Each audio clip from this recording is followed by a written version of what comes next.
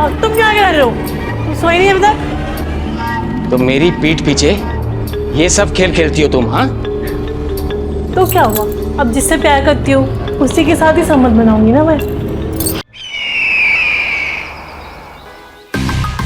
नमस्कार, मैं हूं रानी चैटर्जी। मैं फिर आ गई हूं क्राइम चक्र के एक नए एपिसोड में एक नई कहानी के साथ। कहते हैं ना कि एक औरत ही दूसरे औरत की सबसे बड़ी दुश्मन होती है। जया और रीता बहनें होते हुए भी एक दूसरे से कितनी अलग थीं।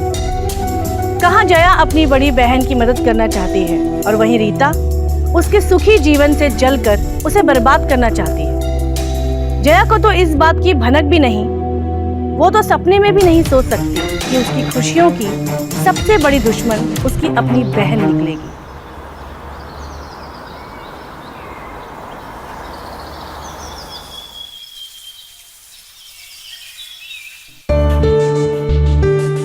दीदी आओ ना अंदर, वहां की खड़ी हो। आओ।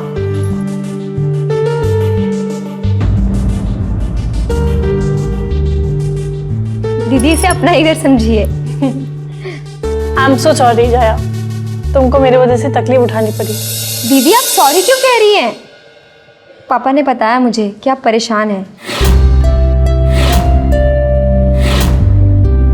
इसलिए मैंने सोचा कि आपको यहाँ ले आऊं ताकि आपका मन बहला रहे। मैं जानती हूँ जब से वो आपको धोखा देकर गया है आप टूट सी गई हैं। खैर वो सब छोड़िए और इंजॉय कीजिए। अरे विराट, रीता दी, आप तो इन्हें जानते ही होंगे। हाय, कैसी हो? हाँ ठीक हो। जया, मैं ऑफिस के लिए निकलता हूँ, आने में देरी हो जाएगी। कंपनी में ट्रांसपोर्ट के लिए कुछ इशू है, उन्हें सॉल्व करते करते पूरा दिन चला जाएगा। Take care. बाय। दीदी आओ ना।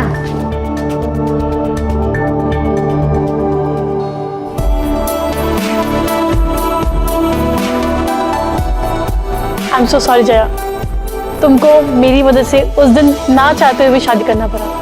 ये आप क्यों सॉरी कह रही हैं? इनफैक्ट मुझे आपको थैंक यू कहना चाहिए। विराट बहुत अच्छे हैं। मुझे ऐसा लगता है कि उन जैसा पति तो मुझे ढूंढने से भी नहीं मिलता। मेरा बहुत ख्याल रखते हैं। He is the best husband in the world. मेरी आने के खबर से विराट गुस्सा हो गया ना? गुस्सा? बिल्कुल नहीं। इनफैक्ट उन्होंने ही मुझे कहा था कि आपको यहाँ लेकर आओ ताकि आप उस जयेश को भुला सकें और आगे बढ़ सकें। और गुस्सा तो वो कभी करते ही नहीं है, सिर्फ प्यार करते हैं।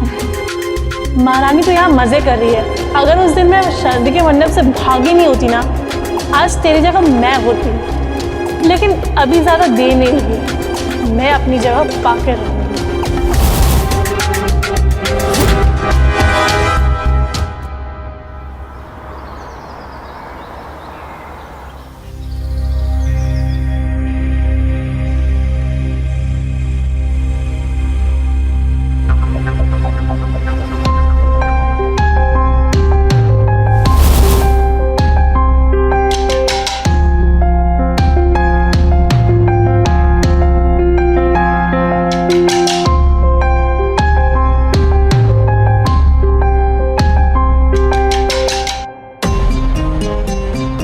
अरे Virat, thank you so much मुझे ये काम दिलाने के लिए, वरना तो मैं पूरे दिन बोर हो जाती। अब मैं बोर नहीं होती। थैंक यू कि इसमें कोई बात नहीं है। वैसे भी कंपनी को डाटा ऑपरेटर की ज़रूरत थी, तो मैंने सोचा ये काम तो तुम कर लोगी। बाय द वे, आज रात तक ये काम पूरा कर लेना। हाँ। दी, पापा का फ़ोन आया था, कह रहे थे उनकी तबीयत ठीक नहीं है, हमें फ़ौरन निकलना होगा। मुझे भी उनसे मिलना है, पर मुझे ये काम भी तो कंप्लीट करना है। देखो, ये काम बहुत अर्जेंट है। लैपटॉप साथ लेकर जाओ और काम वहाँ पूरा कर लेना। विराट, आने जाने में मुझे 5 घंटे लग जाएंगे और रास्ते में इंटरनेट भी नहीं रहेगा। कैसे होगा? मुझसे नहीं होगा ये काम। दीदी आप एक काम कीजिए, आप यहीं रुक जाइए, मैं चली जाती हूँ, आप काम खत्म करके आ जाना। ठीक है? ठीक है, तुम संभाल लोगी ना? सब संभाल लूंगी दीदी, डोंट वरी। ठीक। Okay bye.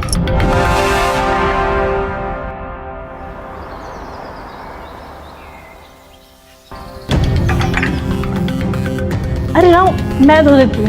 नहीं नहीं, मैं कर लूँगा, आप तकलीफ मत लो। अरे इसमें तकलीफ की क्या बात है? अगर मैं उस दिन भागी नहीं होती तो मैं तुम्हारी बीवी होती, ये सारा काम मैं करती, पर मैंने जया को ये सुख दे दिया। खैर कोई बात नहीं, लाओ मैं धो देती हूँ।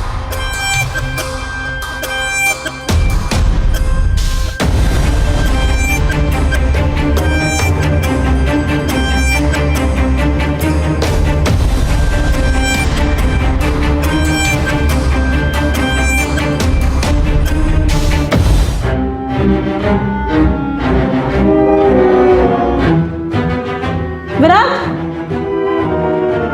विराट, हाँ जरा किचन में आना।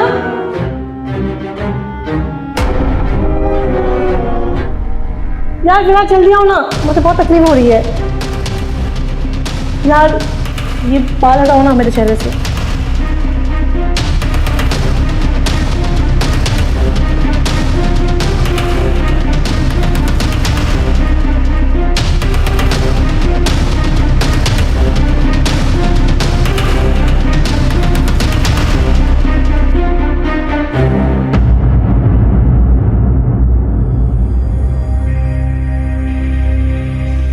काश मैं तुम्हें उस दिन छोड़ के नहीं जाती, मैं तुम्हारी बीवी होती, मैं तुम्हें जया से भी ज़्यादा सुख देती। चाहो तो आजमा सकते हो।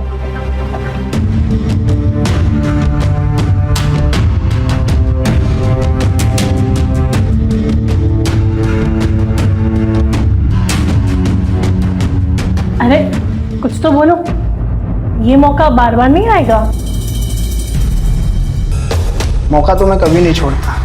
उस दिन तुमने मेरे से शादी ना करके कितनी बड़ी भूल कर दी। आज मैं तुम्हें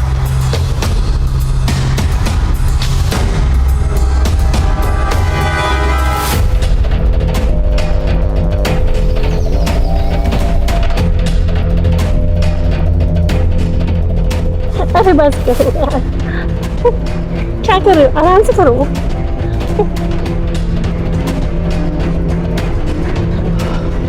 तुम सच कह रही थी, जया से ज्यादा मजा तुमसे आया। मैंने बोला था ना। इस वक्त कौन आया होगा? देखो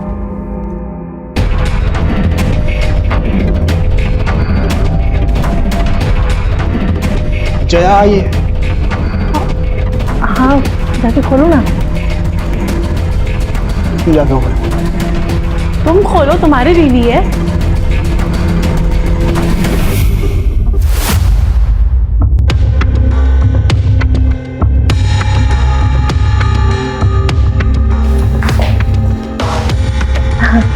अरे जया, तुम तो 2 दिन के बाद आने वाली थी ना? हाँ, पर पापा ने मुझे वापस भेज दिया। उन्होंने कहा मैं ठीक हूँ तो तुम चली जाओ। अच्छा,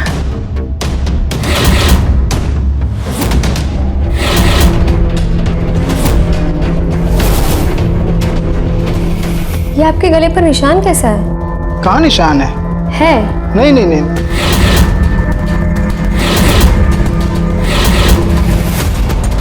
अरे वो सॉस गिर गया था इसके यहाँ पर। सॉस? हाँ, वो कैसे खाता तुम जानती है ना। रीता सही कह रही है, पता ही नहीं चलता, ऑफिस के काम में बिजी रहता हूँ। तो कब निशान कब लग गया मुझे नहीं पता।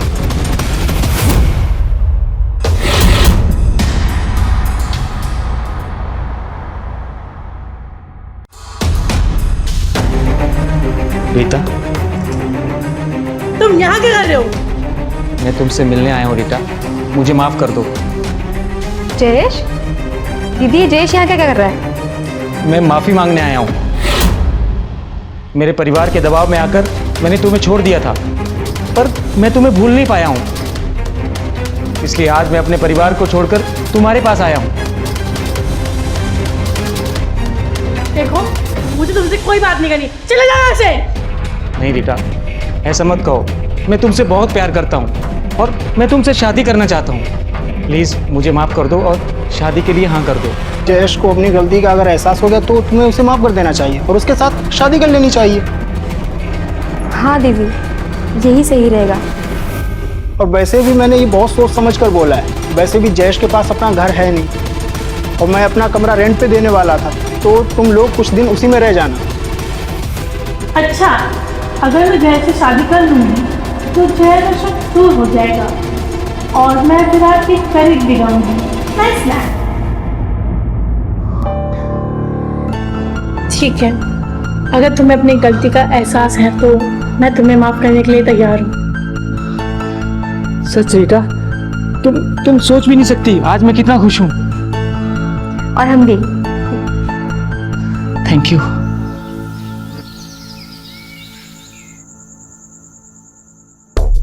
तुम नहीं जानती हो रीता, आज मैं कितना खुश हूँ। मैं भी। विराट ने हमारी बहुत मदद की है ना। हाँ। बहुत नेक दिल इंसान है। हाँ। सुनो, ये मैं अपने लिए दूध लेकर आई हूँ। पहले दिन से कितना ख्याल रखने लगी हो ना मेरा। और मेरे घर वाले थे जो तुमसे शादी के लिए मना कर रहे थे, अब अफसोस होगा उन्हें।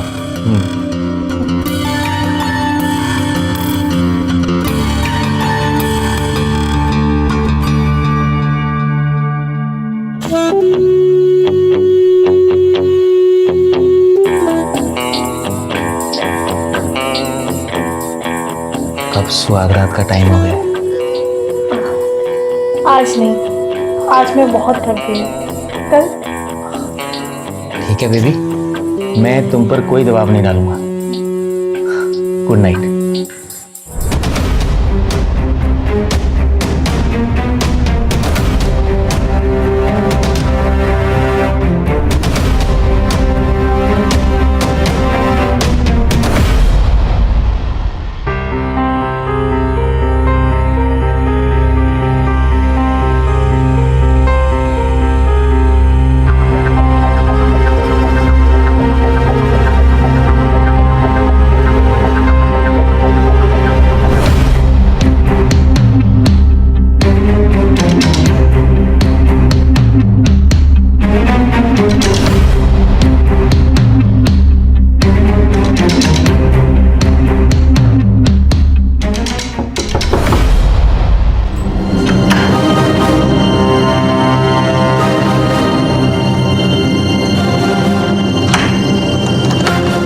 काम अच्छे से तो किया ना?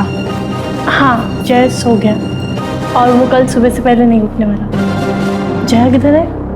उसे मैंने दूसरे कमरे में सुला दिया है।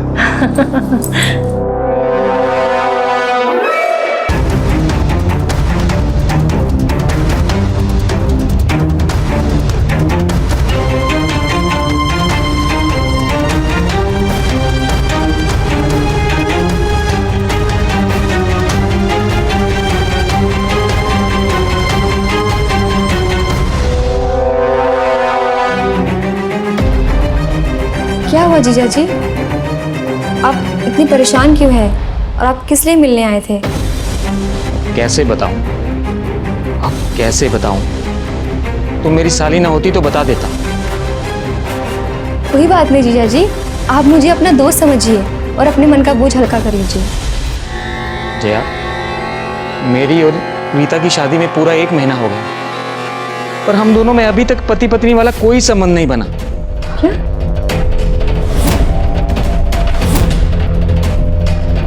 हाँ। हो सकता है जीजा जी दीदी घबरा गई हो। नहीं जया, प्रॉब्लम वो नहीं है। मैंने रीता की अलमारी में एक फाइल देखी। रीता प्रेग्नेंट है। क्या? हाँ, हम दोनों में कोई संबंध नहीं बना और वो प्रेग्नेंट हो गई है। इसका मतलब प्रेग्नेंट? आप चिंता मत कीजिए, मैं एक बार दीदी से बात करके देखती हूँ। नहीं जया, शायद मुझ में ही कोई कमी है। मेरा भी बहुत मन करता है कि मुझे भी विराट की तरह पति होने का सुख मिले, पर शायद ये सुख मेरी किस्मत में नहीं लिखा। आप ऐसा क्यों फील करते जीजा जी? मैं हूं ना आपके साथ।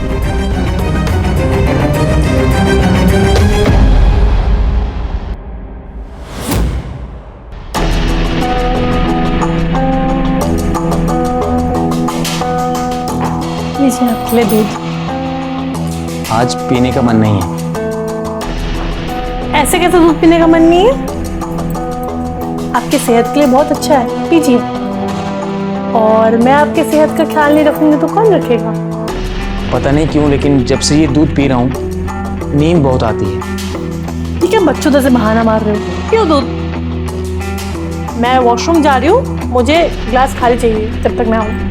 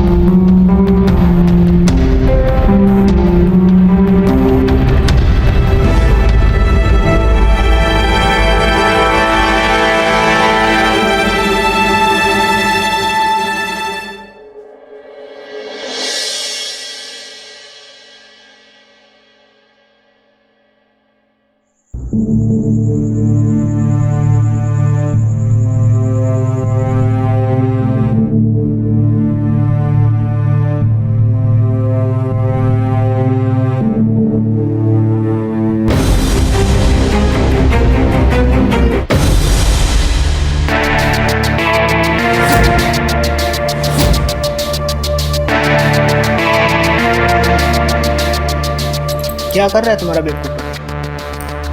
हमेशा की तरह मेरी नींद की गोली खा के सो रहा होगा।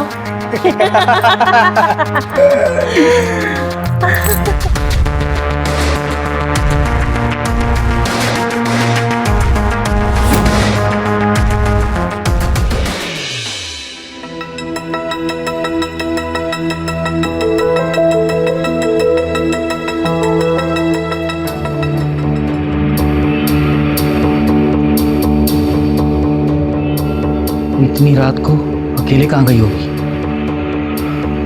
देखता हूँ।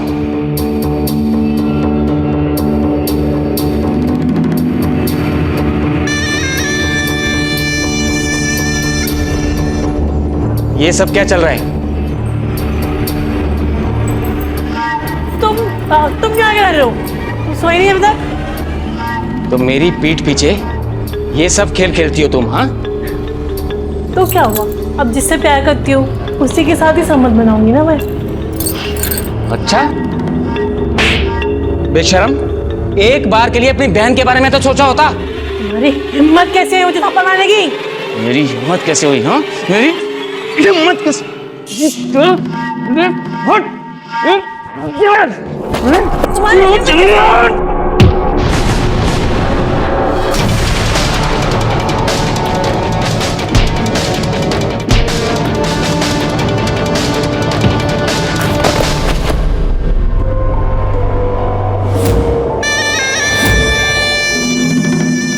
गीता, गीता, विराट, ये सब क्या हो गया? ये सब तुम्हारी करामात। अरे नहीं, ये सब तुमने किया है।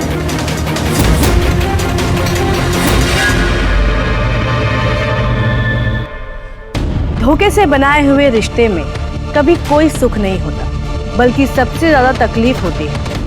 रीता ने अपनी बहन के रिश्ते को बर्बाद करने के लिए जो खेल खेला, जो खेल उल्टा होकर उसको भी भारी पड़ा और बेचारी को अपनी जान से हाथ धोना पड़ा। विराट और रीता दोनों ही अपने रिश्ते को जायज बनाने का नाटक कर रहे थे और इसकी कीमत चुका रहे थे जया और जयेश। जो हुआ उसे बदला तो नहीं जा सकता, पर होने से रोका जरूर जा सकता है। इसी सोच के साथ हम समाज को बेहतर बनाने का फर्ज अदा करेंगे। मैं रानी अब आप लोगों से लेती हूँ विदा। बहुत जल्द मुलाकात होगी क्राइम चक्र के एक नए एपिसोड और एक नई कहानी के साथ। सतर्क रहिए, सुरक्षित रहिए। जय हिंद।